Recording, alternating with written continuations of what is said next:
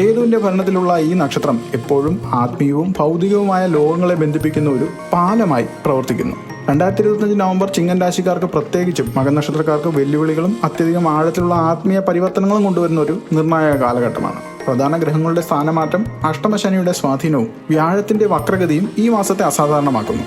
ചിങ്ങക്കൂറിന്റെ ആദ്യ നക്ഷത്രമാണ് മകം. ഇത് സിംഹാസനത്തെയും പാരമ്പര്യത്തെയും സൂചിപ്പിക്കുന്നു. ഈ നക്ഷത്രത്തിന്റെ അധിപൻ കേതുവാണ്. കേതു പിതൃക്കളുടെയും പൂർവിക കർമ്മങ്ങളുടെയും ഗവേഷണത്തിന്റെയും ആത്മീയ മോക്ഷത്തിന്റെയും കാരകനാണ്. അതുകൊണ്ട് തന്നെ മകൻ നക്ഷത്രക്കാർക്ക് അവരുടെ പൂർവിക ബന്ധങ്ങളും സ്വന്തം കർമ്മങ്ങളും തമ്മിൽ വലിയ സ്വാധീനമുണ്ട്. 2025 നവംബർ മാസത്തിൽ ചിങ്ങൻ രാശിയുടെ 2 പ്രധാന ഗ്രഹങ്ങൾ പ്രതികൂല ഭാവങ്ങളിലേക്ക് സഞ്ചരിക്കുന്നത് ശനി 8ാം ഭാവമായ മീനത്തിലും വ്യാഴം 12ാം ഭാവമായ കർക്കിടകത്തിലുമാണ് സ്ഥിതി ചെയ്യുന്നത്. ഈ ഗ്രഹസ്ഥിതി, പ്രത്യേകിച്ച് അഷ്ടമശനിയുടെ സ്വാധീനം, ഈ മാസത്തെ പരീക്ഷണങ്ങളുടെയും പഠനങ്ങളുടെയും കാലമാക്കി മാറ്റും.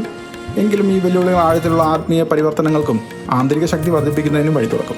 നവംബറിൽ സംഭവിക്കുന്ന ഒരു അസാധാരണ ആകാശ പ്രതിഭാസമാണ് ശനിയുടെ പ്രസിദ്ധമായ വലയങ്ങൾ കാഴ്ചയിൽ നിന്ന് മറഞ്ഞു പോകുന്നത് പോലെ തോന്നിക്കുന്നത്. ഏകദേശം 13 മുതൽ 15 വർഷത്തിലൊരിക്കലാണ് ഇത് സംഭവിക്കുന്നത്. ജ്യോതിഷത്തിൽ ഈ പ്രതിഭാസത്തിന് ആഴത്തിലുള്ള ആത്മീയ പ്രാധാന്യമുണ്ട്. ശനി അച്ചടക്കത്തിന്റെയും സമയത്തിന്റെയും കഠിനാധ്വാനത്തിന്റെയും കർമ്മബന്ധങ്ങളുടെയും കാരകനായതുകൊണ്ട് ശനിയുടെ വലയങ്ങൾ നമ്മൾ നിശ്ചയിക്കുന്ന അതിരുകളെയും നമ്മെ താങ്ങി നിർത്തുന്ന സാമൂഹിക തൊഴിൽപരമായ വ്യവസ്ഥകളെയും പ്രതിനിധീകരിക്കുന്നു.